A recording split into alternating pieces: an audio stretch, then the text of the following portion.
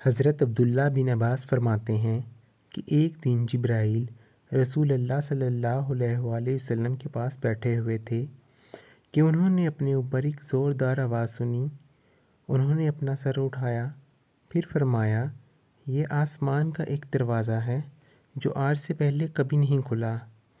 फिर फरमाया, ये एक फ़रिश्ता है जो आज से पहले ज़मीन पर कभी नहीं उतरा।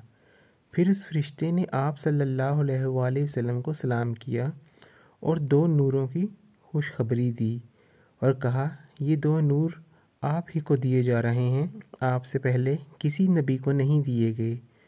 एक सूरत फातिहा और दूसरी सूरत अल-बकरा की आखिरी 2 आयत।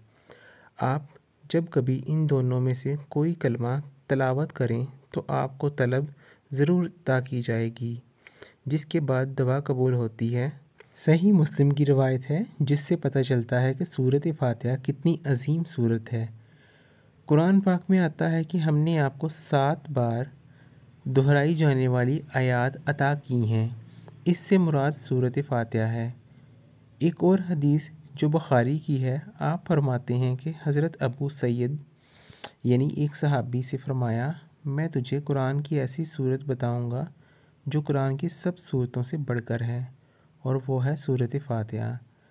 हज़रत अबू हुरैरा फरमाते हैं कि आप सल्लल्लाहु अलैहि वसल्लम ने फरमाया, सूरत अल-हम्द ही उम्मुल कुरान, उम्मुल किताब और दोहराई हुई 7 आयत हैं। इस सूरत का नाम ही सूरत अल-शिफा भी है।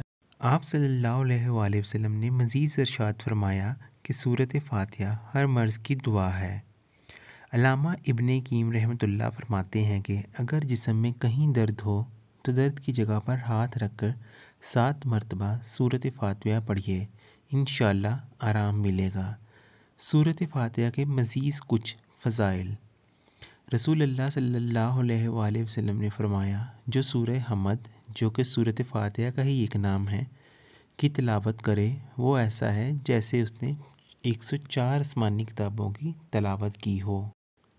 अमीर अल मोमिनीन इमाम अली रज़ी अल्लाह ताला अन्हु ने फरमाया, सूरत फातिहा अर्श के ख़ज़ानों में सबसे अजीम ख़ज़ाना है।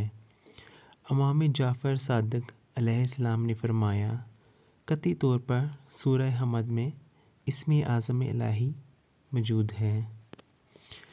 इमाम जाफ़र सादिक़ अलैहिस्सलाम ने मज़ीद फरमाया, जब किसी को दर्द वग़ैरह की शिकायत हो तो वो अपने गिरेबान में 7 मरतबा सूरत फातिहा की तिलावत करे। अगर दर्द ख़त्म हो जाए तो बेहतर, वरना 70 मरतबा तिलावत करे, उसमें ही अमन व आफ़ियत है। सूरत फातिहा के बाद आमीन कहना।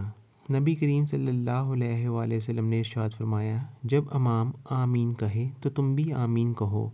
इस वक्त फ़रिश्ते भी आमीन कहते हैं, तो जिसकी आमीन फ़रिश्तों की आमीन के साथ मिल गई, इसके तमाम साबिक़ा गुनाह माफ़ हो जाएंगे।